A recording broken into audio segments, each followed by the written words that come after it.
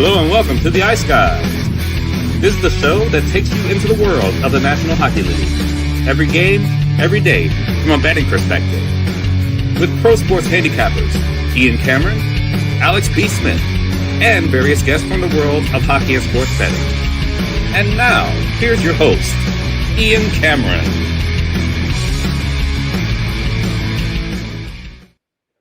Welcome to the Ice Guys, Wednesday, April 15th. Ian Cameron, Alex B. Smith with you, ready to break down the Wednesday NHL card. Exhibition hockey on the slate tonight.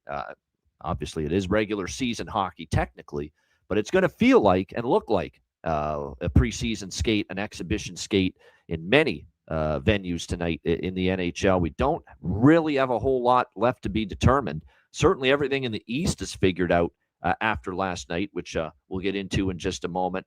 The West, there's still the matter of Pacific Division title winner, which Vegas can accomplish with just 1 point tonight in their game against Seattle. And obviously, we're still trying to figure out the order, really, as far as the Pacific Division, 1, 2, 3, and as far as Wild Card 2. We know Utah's locked into Wild Card 1, but basically the top 3 spots in the Pacific are unknown, and Wild Card 2, who will end up holding that position right now, is unknown and will be determined in the next 2 days, the final 2 days of the regular season. Shout out to everyone on the Betcast, all the Patreon members that joined us last night for our final regular season live Betcast. Enjoyable, fun as always.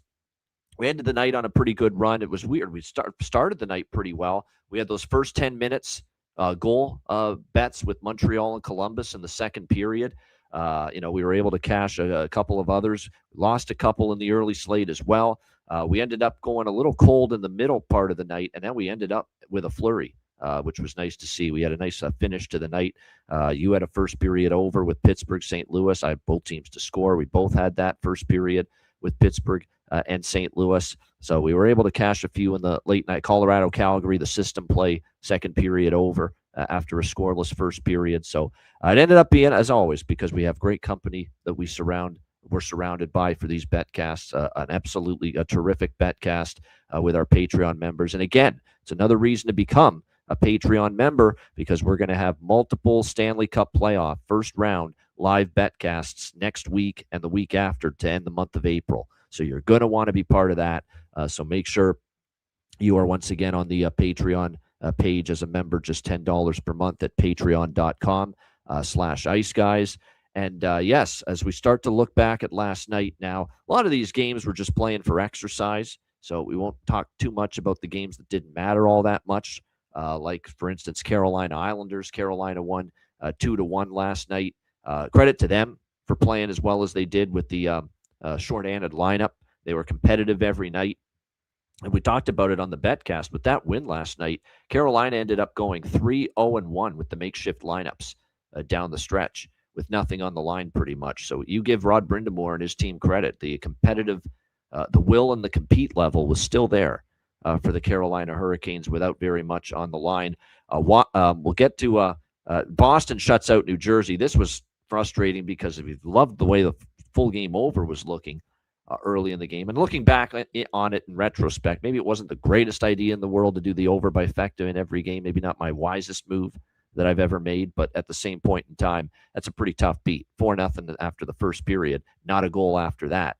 And Boston ends up beating New Jersey 4-0. That, by the way, was a no-show for the Devils. They wanted to be anywhere but at TD Garden last night playing a meaningless NHL hockey game. That was evident early in that game. But give Boston credit. Their win secures the first wild card spot and sets up Boston, Buffalo in the first round, and also sets up Ottawa, Carolina as the final 2 Eastern Conference first round matchups. We already knew it was going to be the Battle of Pennsylvania and Montreal, Tampa Bay. And now after Boston's win last night, we now know it'll be Bruins, Sabres, a little shades of the Adams Division semifinal, and I believe it was 1993 with the Bruins and the Sabres. Good memories of that. And, of course, Ottawa, Carolina, which I think's got the chance to be a great series. Carolina, obviously, terrific season again, but Ottawa is dangerous, a lower seed as it gets, I think, going into the playoffs. So a great 4 series in the Eastern Conference for sure. Philadelphia, Montreal got steamed from -125 all the way to -270. They end up losing 4-2 to the Philadelphia Flyers, and it was not a good night for the teams that took all the big line movement, except for St. Louis, and even St. Louis was in trouble early in that game before rescuing themselves and winning. So we saw all the steam on Montreal. They lost 4-2 to Philadelphia. Credit to Rick Tocchet and the Flyers. Again, they had several of their best players out. We're still able to get the win. It's a missed opportunity for Montreal. That loss seals home ice advantage for the Tampa Bay Lightning in that series against Montreal. Washington with a 2-1 win over the Columbus Blue Jackets. And yes, it could be Alex Ovechkin's last game. And he was non-committal after the game whether he's going to return. But we thought that was going to be the big storyline coming out of that game in the postgame. No, it was a Rick Bowness tirade for the ages in the postgame. And this is basically a month of stubbing your toe, struggling and rumbling and bumbling and stumbling, as Chris Berman would say, and missing the playoffs after having a spot. This is it bubbling to the, and you have to let it out. You can't hold it in anymore, or else you're going to go crazy. And he just basically said it the way we kind of thought that it's been with Columbus, that they don't care enough to lose, losing doesn't bother them enough. And they've played like it at times. When the going gets tough, the tough don't get going in Columbus for the Blue Jackets. And that was the perfect response. I mean, Portsline asked a great question during Rick Bowness's epic tirade that, you started out so well. You got the response. You got them to buy in. They played great hockey to put themselves in a playoff spot. Where did it change? How did it change down the stretch? He said, because it got tough, because it got hard. And it was a really, really great response there by Rick Bowness. And yeah, he was steaming, man. And when he read the stats in that game, I know it was a game where they already were eliminated, but 3 fucking hits for the entire team in a hockey game. Wow. 3 hits. Wow, you talk about soft, couldn't give a shit, no physicality, it's a game of emotion, it's a game of passion, it's a game of physicality, and you pretty much saw none of that last night from the Columbus Blue Jackets. 3 hits and 23 giveaways. That's a ratio that's going to get your ass beat every single time in a hockey game. So absolutely atrocious, and it was just the end of a frustrating end when it looked like they could be playoff bound about a month ago. And Rick Bowness was adamant, though. He wants to be back. He's interested, at least, in being back. He said he would talk to Don Waddell in the off season. Obviously, they got things to iron out. Player exit interviews have to happen, and those should be interesting. Holy shit! How about those player exit interviews now? After what Rick Bowness said, basically saying some of those players don't give a shit. Yeah, now you got player exit interviews with them, Alex. That will lay everything out. It might be a lot like Dallas. That's exactly what we knew. Things were kind of off when Dallas lost that year, but it was the exit meetings that officially kind of roped me in for Peter DeBoer there. So yeah, it'll be very interesting to see what happens out of those meetings. And that, I thought for sure, I think Rick does want to give it a shot for a full season, full training camp with Columbus. He said, if I'm coming back, though, we're changing the culture. We cannot bring back. It's basically him saying we can't bring back this roster top to bottom as is. We can't do it anymore. But at the same point in time, Waddell's got to make those moves. He's got to be in agreement. And at the end of the day, you know what? I thought after last night, the fans want Bowness back. A lot of the Jacket fans says, thank you, Rick. You're saying what we've been saying for 25 years with this franchise, right. Basically in big spots. They want him back. I mean, I don't think they blame Bowness for the collapse. They put this on the players more than anything else. And like I said, when it got hard, they didn't play their best. But the one thing that I worry about is what I saw earlier today with Columbus, Alex. They did the player press conferences, their final press conferences at the end of the season. All players do it. And they all kind of pushed back at what Rick Bowness was saying last night, saying, I don't think it was fair for him to say that we don't care and we quit and all that.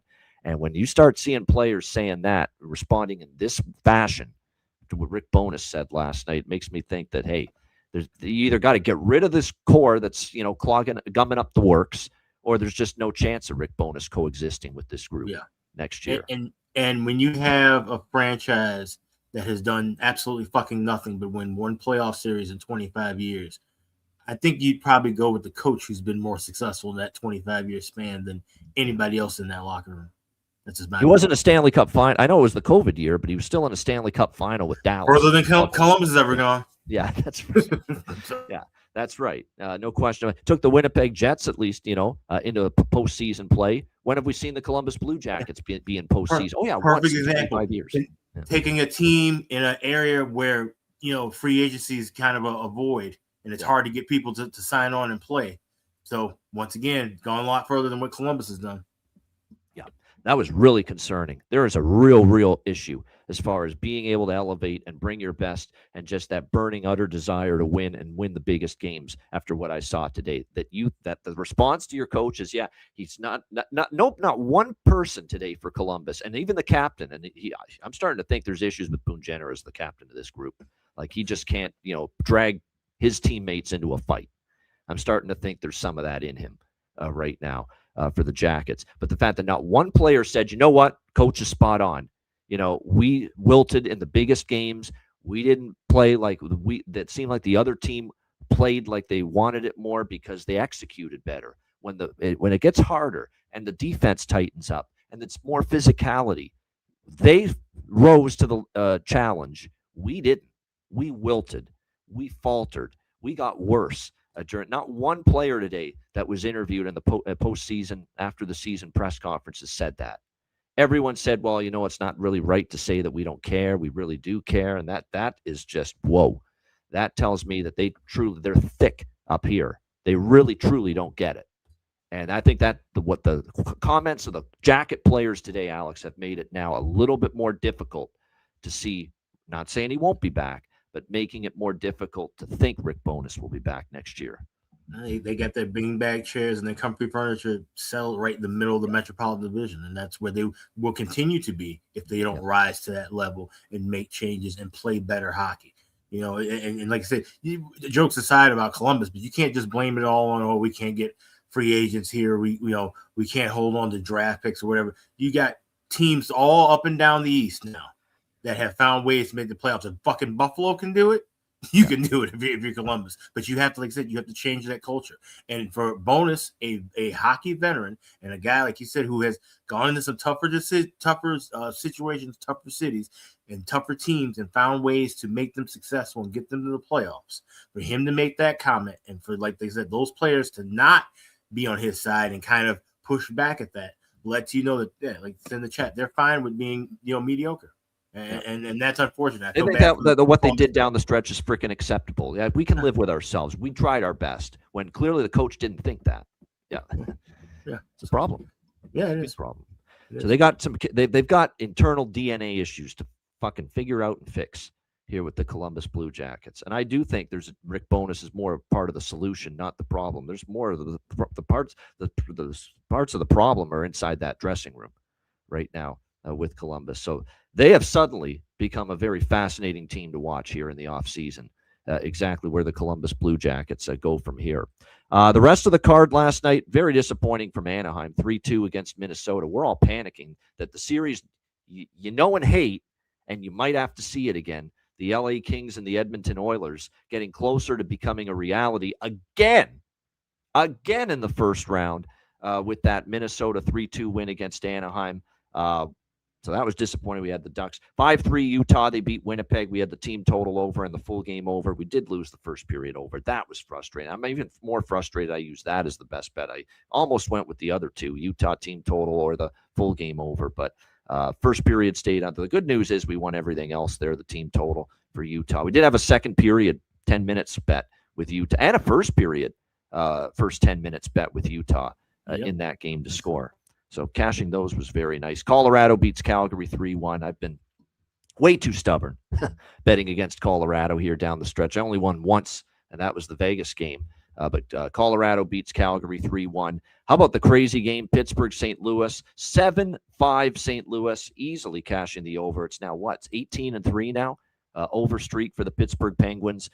12 goals in that game. 7-5 victory for the Blues. And then the Vancouver, I told you, this LA team, I stuck to my gut with Vancouver. This was a good game. I had Vancouver goal in the first period, Vancouver team total over, Vancouver money line. They win in overtime. And even though the Anaheim loss, Alex, furthers the possibility of the Kings-Oilers in the first round, LA losing in overtime negates that possibility a little bit more. Because now Anaheim, even though they're tied in points with LA, Anaheim's got control of their destiny because Anaheim gets the tiebreaker. And if but that's a big if that Anaheim beats Nashville the way they're playing right now in their final game. But LA, and even LA against Calgary, that is going to be Calgary's final home game. Fan appreciation night, trying to go out on a high, and they did compete hard against Colorado last night. So that's not going to be a given for LA either. Did you see the coolest moment of the game though? With Calgary and Colorado, Dustin Wolf giving the hockey stick out to the kid. Find out later that the kid's autistic and that hockey's one of his comfort zones, one of his comfort things. And to get that stick and the kid starts crying. That was an absolutely just a cool thing to see. Yep, that's why hockey players, for the most part, they're always going to have the odd rotten apple, but for 98% of them are just hearts of gold, great people, great class human beings, the best human beings as athletes that we have in North America. Get out of here with basketball, get out of here with football. Not that there's not good people in those sports, there are, but I'm talking about the lion's share of real good, solid, salt of the earth, great human beings resides right here in this sport, hockey. I agree.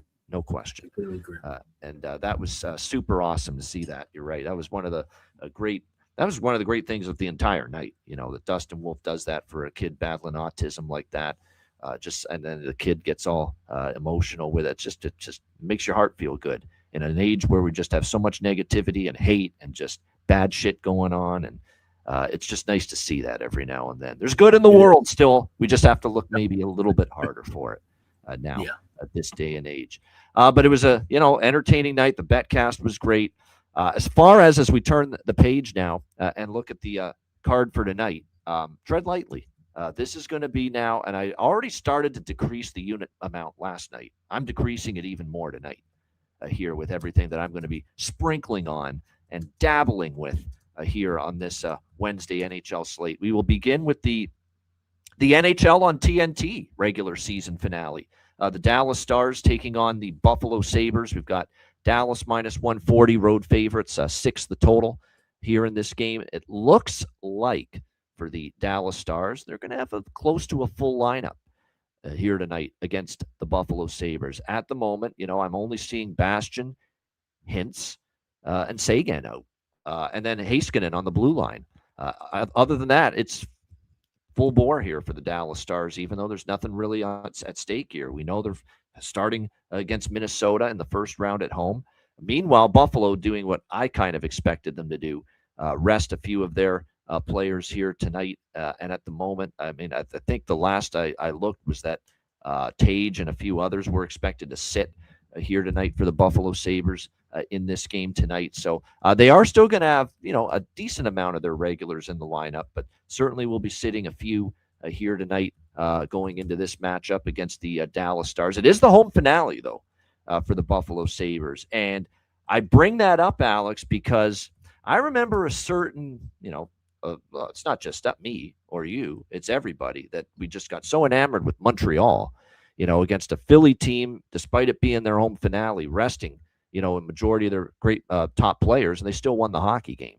So I'm look, as I fully expected once the lineups came out here in this game, and we found out that Dallas was pretty much going to go with a regular lineup or close to it, and Buffalo was going to be resting some players. I definitely expected Dallas to take money, and they have. This was even money, and it's all the way up to minus 140, minus 150 right now with the Dallas Stars here as a road favorite. But at this point in time, I'm not laying this price with Dallas, even though Tage Thompson and Zucker and McLeod and Dahlin and Matthias Samuelsson are the guys that have been ruled out here for the Sabres tonight.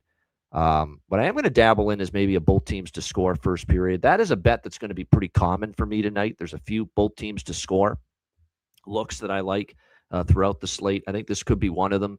It cashed easily with Dallas-Toronto. Dallas, to me, you could make a case for an over here, but I like the first period more, and I like especially both teams to score at plus money in the first period. Easily cashed with, actually didn't cash with Dallas-Toronto because Dallas was up 3-0 in the first period. But I think Buffalo gets on the board still in the opening 20 here at home, even with a couple of their regulars out. Dallas certainly could get on the board early as well here in this game. It's Ottinger, by the way, very interesting, is going to be in net. I think it's more that they don't want him sitting for too long. Do want to get him in for one game in between the pipes. It looks like Colton Ellis here for the Buffalo Sabres. It makes sense, obviously. Final game, make sure UPL's rested. And, of course, Alex Lyon is still out. So probably will be Colton Ellis here. But like I said, nothing spectacular here. But I might get interested in a first period, both teams to score. Alex, what do you think here?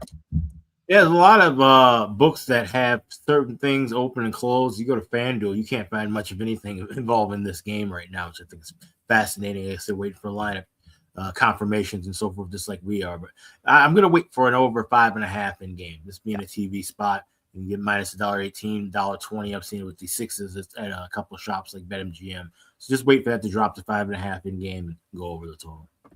Yeah, I think that's definitely something to consider here. And, yeah, we're waiting on the official lineup configuration. And even RotoWire and some of these sites don't have the full lineup yet. So we're waiting to see. Well, we don't know what the line combos are going to be. There's going to be some shakeups for Buffalo, obviously, because of the multitude of players that are going to be out. But we don't know the exact line combinations here as of yet. So Dallas props to be determined. But I will say check the Patreon page if in case I have the Buffalo props for this game posted later when the card gets put up on the Patreon page. But for Dallas, what I would say is as far as props on their side for this one, I would look towards Sam Steele. He looks like he'll be with Johnston and Rantanen tonight on the top line. So there's value. Maverick Bourque had the hat trick against Toronto. I don't mind looking in that direction as well. Those are by far my favorite two players to target for Dallas. Great value with Sammy Steele, with Wyatt and Mikko on the top line. And like I said, Maverick Bourque off the hat trick with Robertson and Duchesne. Some pretty good value there as well. All right, New York Rangers, Tampa Bay Lightning. Tampa Bay minus 170 home favorites. 6 is the total in this game. What a weird turn of events here. It opened with Tampa Bay around minus 120. It got down actually less than that to around minus 115, even money. So Rangers money came in initially. And then all of a sudden, people saw the Tampa lineup, and also that Andrei Vasilevsky was starting tonight for the Lightning, and that Dylan Garand, the young kid, who of course was called up earlier from Hartford in the AHL, would be starting for the Rangers. And all of a sudden, this line is skyrocketed to Tampa Bay minus 170 here in this game. At this price, it's Rangers or pass for me. To me, I'm not totally convinced, even though this is the final home game, that Tampa Bay is all that invested. They didn't look all that invested against Detroit the other night, and Detroit almost beat them. They were up 3-1. Detroit ties it. They needed overtime to get past a Dead Wings team the way they had been playing down the stretch. There's no shot in hell I'm laying minus 170 tonight with the Tampa Bay Lightning. I know it's the youngster in net here for the New York Rangers tonight, but I might spring this again. You got to tread lightly here. This is a crapshoot, some of these games, and this is the ultimate example of it. But I'd throw a couple bucks on plus 150 if I'm going to do anything here in this one. Yes, good point by Nick Alvento. Brandon Hagel is going to play here tonight for the Lightning. This makes sense too, because they need to get him in there. He's been out for a few games. Get one game under his belt before the playoffs begin. Get him back into kind of that game flow once again. So I could see why John Cooper would put him in the lineup tonight. Looks like Hedman, Holmberg, Radish, the guys that are going to be out for sure here for this Lightning team. But yeah, I'll pizza bet New York here, plus 150. Alex, what do you think here, Rangers Lightning? It's a complete pass for me. Nothing wrong with that late in the season. I get it.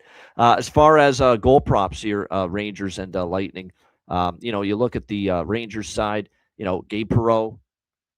Gabe Perreault is where you start. And Lafreniere's obviously been better down the stretch. I don't mind looking in that either of those directions as far as goal props. I'm going to go back to the well. If he's on the with Hagel back, that's what I figured. With Hagel back, he's going to get bumped down. If Gonzalez was still on the top line, I would have gone back to Gage here tonight. But it looks like Hagel will slot back in on the top line with Cirelli and Kucherov.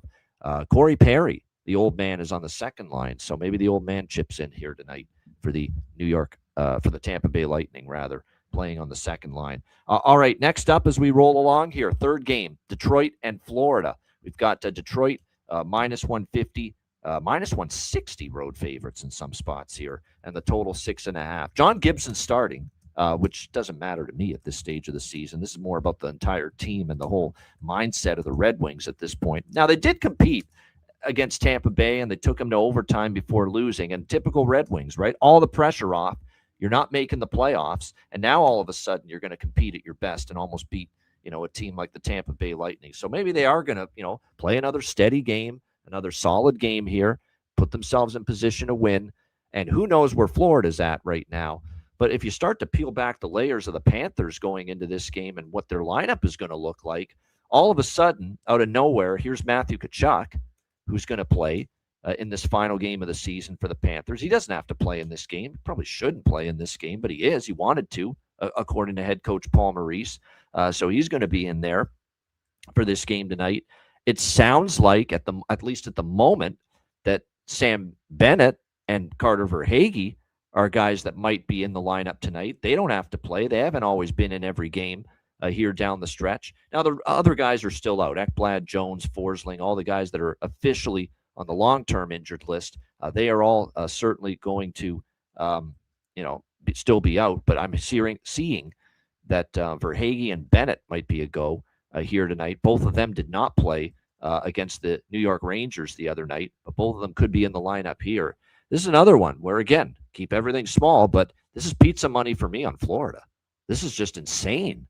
Who's laying minus 160 with the Detroit Red Wings on the road right now, given what they've done down the stretch? And Florida's probably not in their best interest to win, but, if Matthew Tkachuk's volunteering to say, hey, coach, put me in for this final home game, and it sounds like Sam Bennett and Carter Verhaeghe for the Florida Panthers might follow suit, Florida's the only way I could go here, and I probably will take a little nibble here. Florida Panthers here at plus 140. Alex, what do you think here? Red Wings, Panthers. I only have one bet in this game, and it is Matthew Tkachuk anytime goal scorer. You can get plus 170 with that.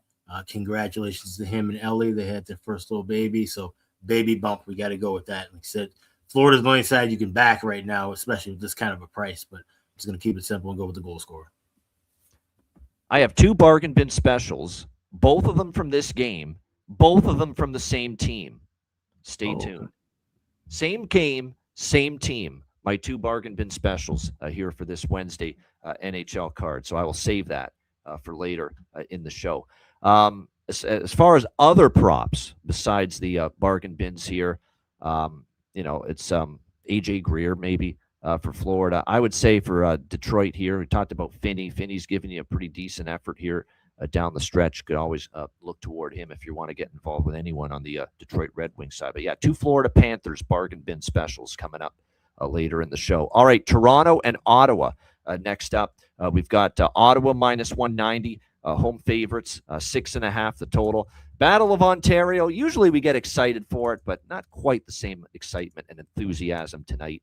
With obviously Ottawa knowing that they're wild card 2, and they know they're going to play Carolina in game 1 in the first round on the weekend. And Travis Green has already announced very similar lineup to what we saw against New Jersey from this Ottawa team on Sunday night when they rested Brady Tkachuk, Thomas Chabot, Jake Sanderson, Timmy Stützle. They're all out for this Ottawa Senators team tonight. And James Reimer, just like he did against New Jersey, will once again start in net for the Senators in this game tonight. But there's still a good chunk of the regulars in there for the Ottawa Senators here tonight. So what I would say is that, yeah, even though they're missing, some of their best guys, and including their top 2 defensemen, Chabot and Sanderson, and of course Stützle, Tkachuk, Amadio, by the way, is another one that's out. You still got Batherson, you still got Giroux, Cousins, Shane Pinto, Ridley Gregg. You still got Zetterlund, who's played well down the stretch. By the way, Curtis McDermott's on the fourth line tonight. Are we going to get a little ruckus here in the Battle of Ontario tonight in the game they're playing for exercise? But maybe we'll get a scrap or two here with Curtis McDermott drawn into the lineup here for the Ottawa Senators tonight. I'm trying to see what the Leafs lineup is. Craig Berube, the chief, countering with no, not really. I think the lineup's pretty much the same. Pizzetta's in. It could be a Pizzetta, McDermott fight tonight, because Michael Pizzetta will play for Toronto tonight. So maybe we'll get a Pizzetta-McDermott scrap tonight. Maybe that's going to be something worth watching here in this one. Yeah, Gumsy is what I'm on here. 100%. You just beat me to it. I'm on Ottawa team total over. Why would I trust the Leafs to play defense? Have we seen any defense from them lately? Even with Stützle and Sanderson and Shabbat and Brady Tkachuk out, I think Ottawa can still, almost blindfolded, score 4 goals against the Toronto Maple Leafs right now at this point in time. I mean, that's how bad it's been. Like, the Leafs continue to give up shots, hemorrhage shots against, hemorrhage chances against, give up goals against. They gave up 6 to Dallas, 6 to Florida, 5 to the Islanders, 4 to Washington, 7 to LA, 4 to, holy shit, that's 8 straight games teams have scored 4+ against Toronto. 8 straight games that teams have scored 4+ goals against the Toronto Maple Leafs here. So give me that Ottawa team total. It's worth a bet to me. In fact, if there's anything I feel a little stronger about on the card, it probably would be this. Over 3.5, minus 130, minus 135 is still out there with the Ottawa team total in this game. It's going to be Dennis Hildeby, by the way, starting for the Toronto Maple Leafs. Joe Woll, they said they pretty much know he's been overworked. That's what Craig Berube said earlier today. So they're giving Dennis Hildeby this final start of the regular season at this point. So we'll see a Hildeby-Reimer matchup. This is one, too, where I'm interested in overs. I just don't know if I want to bet it pregame at these prices. You know what I mean? So I would maybe look in-game, but I could see this being a goal fest. Toronto's been an over machine here down the stretch. Not only 4 goals or more to their opponent in 8 straight games, but majority of these games have gone over. 3-0 to the over, 4-1 to the over for Toronto. A couple of over streaks for them. So, yeah, I'm definitely interested in the overs. Might take a chance on this the number dropping at the beginning of the game. Alex, Battle of Ontario, Leafs Senators. Yeah, I would wait for the over back to in-game. But pre-game, I'll take a shot with Ottawa flat 4 team total. You can get that at MGM plus $1.10. Like I said, at least either they push and land on 4 or they go over like we've seen so many times Leafs opponents have done, as you mentioned in that. So, yeah, team total over 4 and looking for that over by factor end game. Good stuff. All right, prop-wise for Toronto and Ottawa here tonight. Again, with Ottawa's changes in the lineup, there's going to be some added value here. Zetterlund, we've talked about how he's been heating up. He's scored 3 of the last 5 games for the Ottawa Senators.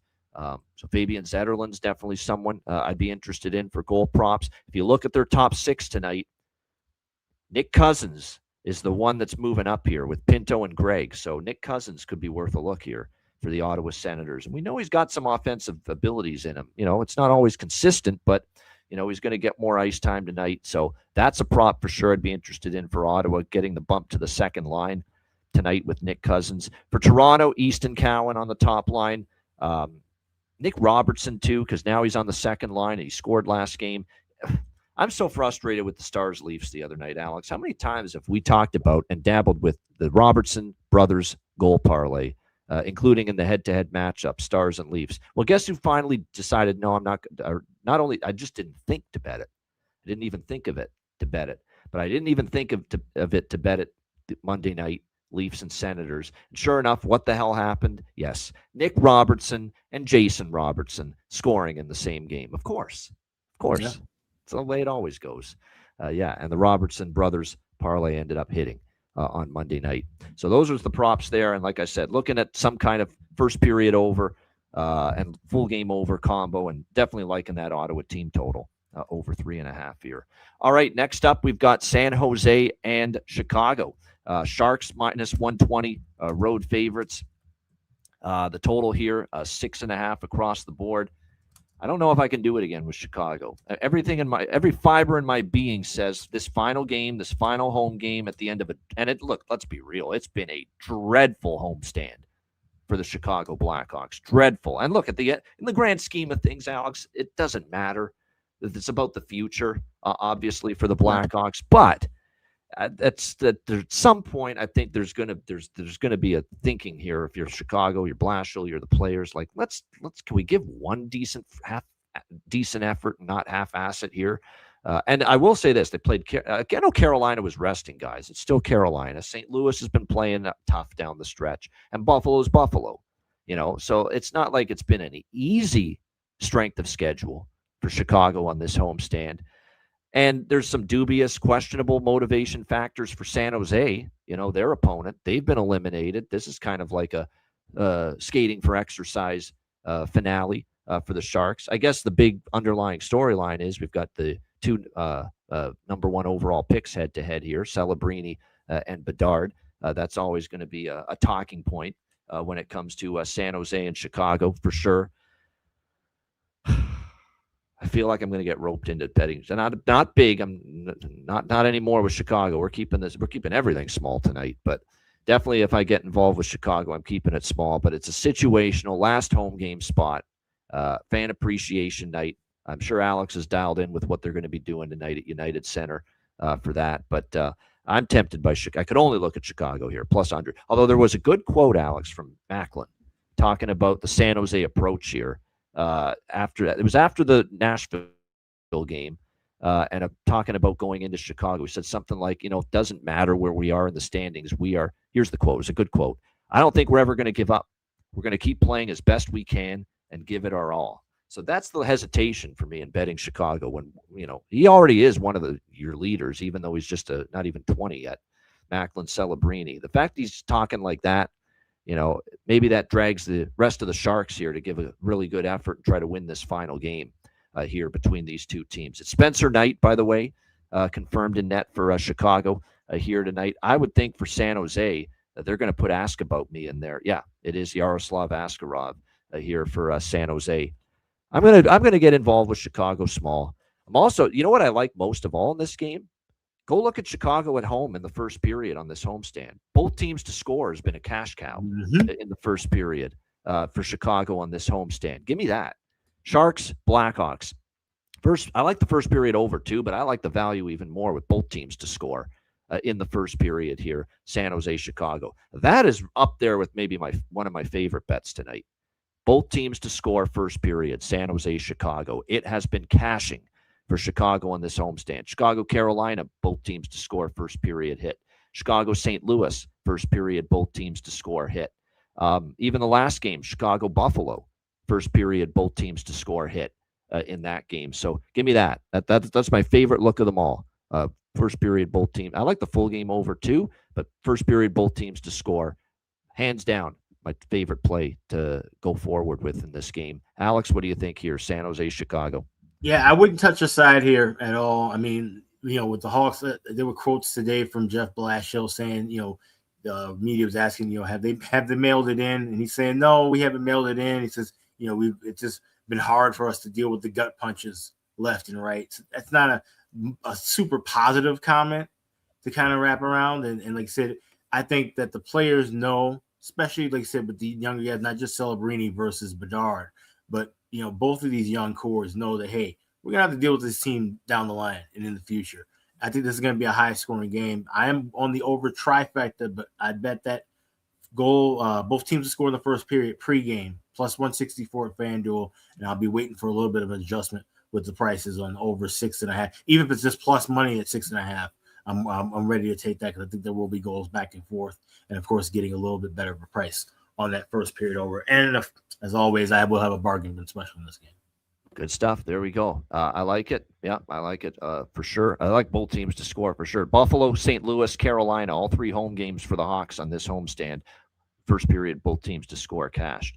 So, yeah, that's definitely one of the things I noticed going into this one. Prop-wise for this game, give me the red-hot Ryan Green all of a sudden.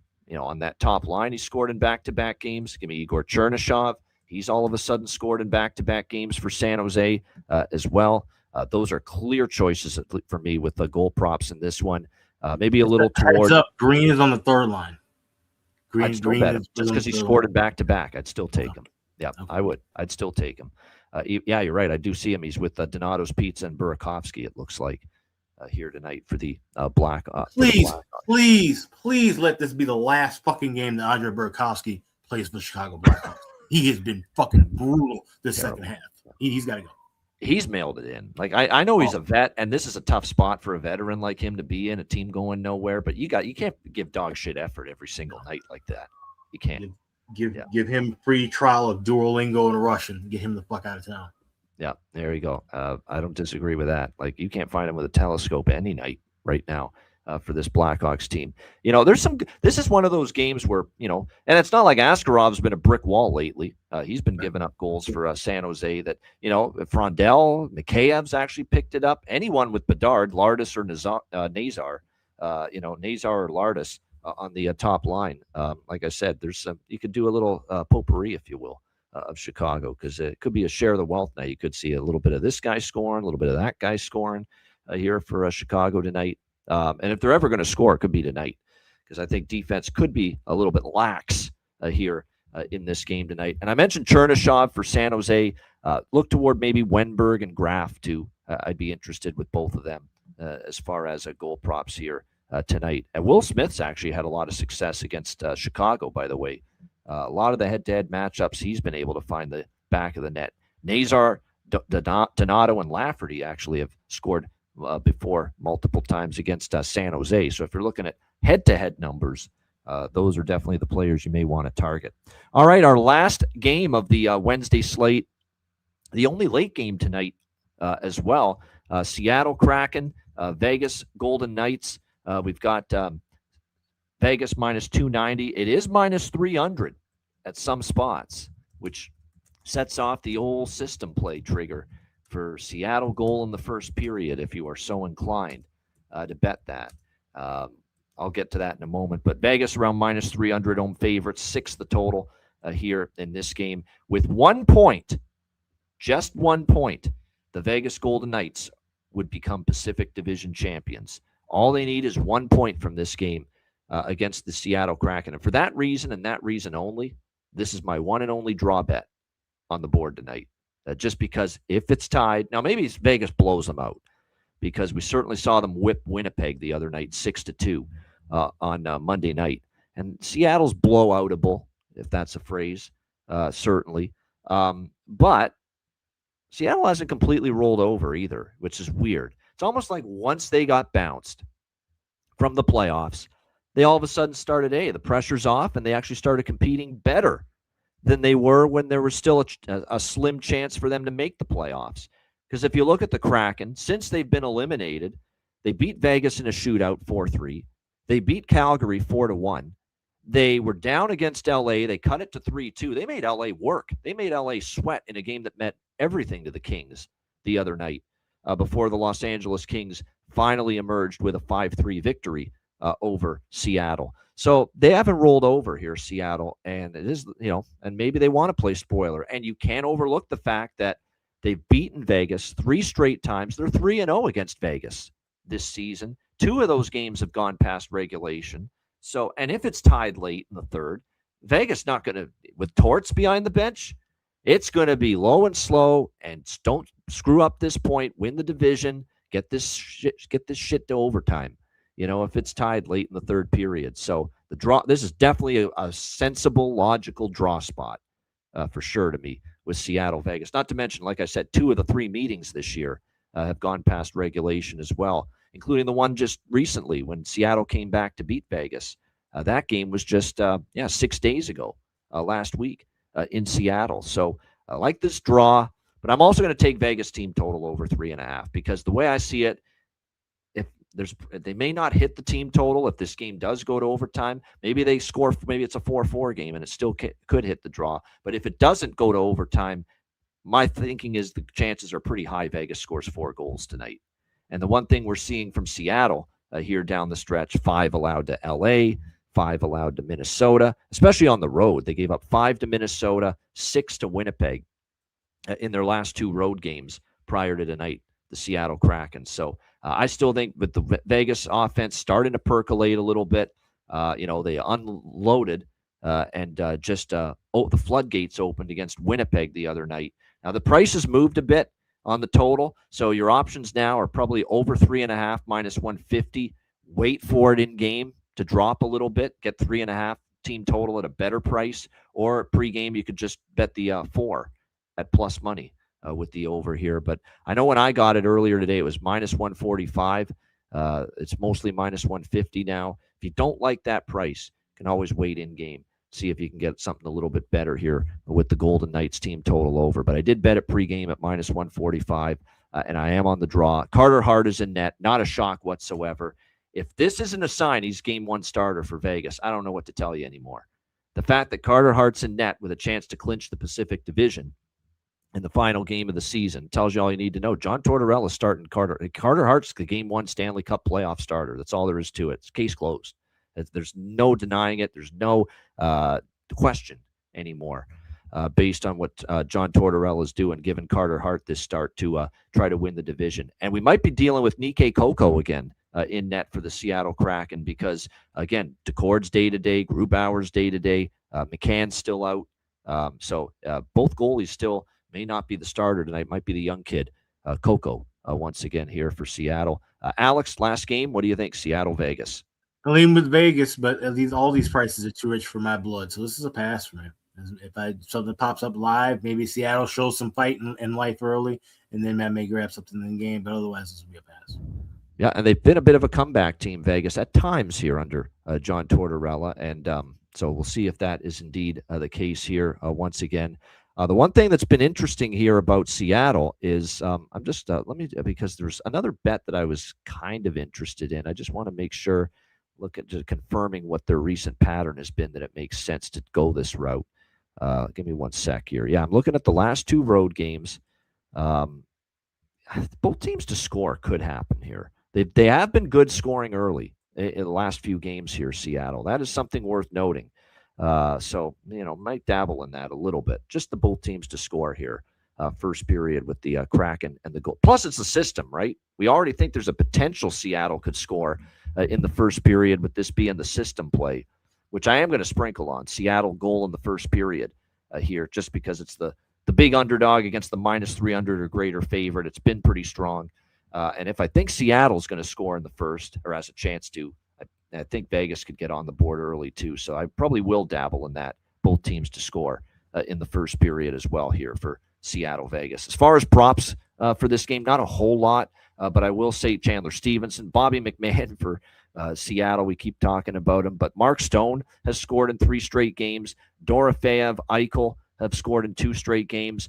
One little value-laden look here for Seattle possibly could be Frederick Gaudreau. Freddie Gaudreau has scored in back-to-back games suddenly for the Seattle Kraken. So he might have some value as well tonight as far as the goal prop is concerned. Caesars as the draw at plus 375. 380 and 381 at Bet Online. Yeah, I think you got to put that in pocket, especially knowing Vegas only needs the 1 point, to clinch the division. I know for damn sure if that game's tied late in the third, they will do everything in their power to no risks, get it to overtime. So, that's why I think it is still a very good draw spot. Vegas, first period under's been strong. I am aware of that. So that's why with the first period looks, I'm a little bit hesitant, but still may get in small on that to go with the draw, the Vegas team total over. Great stuff. Great show. We've tried to make chicken salad out of chicken shit, essentially, talking about this Wednesday NHL card. But like I said, we're going to have some fun with it. Keep everything small, smaller bets, lower units involved in play tonight, and you can still enjoy the night. That's the way I'm going to go about it for sure. Check out wizardsportspicks.com. Of course, daily premium picks, long-term subscriptions as well, NHL, NBA playoffs, MLB now underway. Make sure you check it out, wizardsportspicks.com. And patreon.com/Ice Guys, $10 per month. Goalie charts, totals charts, daily betting cards, sides, totals, player props posted each and every day on the Patreon page. Now, Friday, we're going to have our Stanley Cup playoff preview show. We will try to get the series long bets Patreon card posted late Friday. By Friday night, we'll try to get all that posted on the page. You're going to have time to get your bets in if you want to tail anything that I have, that Alex has for the first round. We'll be mentioning it a lot, and we're going to have a lot. We're going to have some series bets, some series prices, exact number of games for a series to go, a lot of series-long player props. There's going to be so much that we can peruse and get involved with. So all of that will be on the Patreon page as well, the series-long bets as well posted for our Patreon members. Plus, of course, as I mentioned earlier, still have 2 more Stanley Cup playoff first-round live betcasts coming before the end of April. Very excited about that. So $10 per month, great time to get on board. Your membership goes a long way to supporting the show and keeping it going long-term. Get on board, just $10 per month over at patreon.com/Ice Guys. And also check out the Ice Guys store, iceguys.myspreadshop.com. It's a great time to get something ready for the spring. Playoff time here. You can get a hat, get a hoodie, get a t-shirt, all kinds of wonderful items that we have. So check it on out. That's the Ice Guys store, iceguys.myspreadshop.com. All right, bargain bin special of the night and best bets coming up right after we hear from our great Ice Guys sponsors.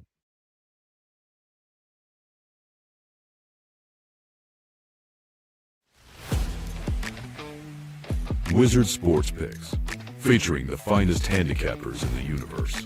Sharp insights, trusted picks, and relentless results. We strive to help you become consistent winners. This is Wizard Sports Picks.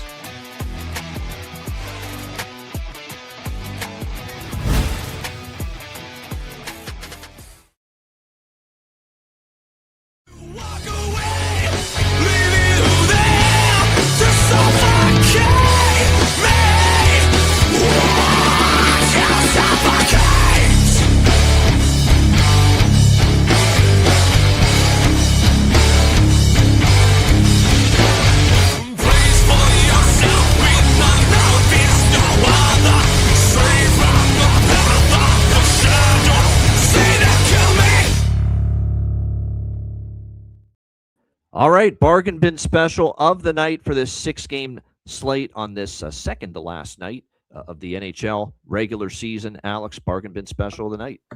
Yeah, we got the finale at 1901 West Madison. You got Hawks and Sharks, and we're going to go with a guy who's cashed with for us a lot this year. We'll go one more time with Nick Lardis, anytime goal scorer. You get him plus 360 over at BetMGM. That'll be my final Hawks bargain bin special for the season.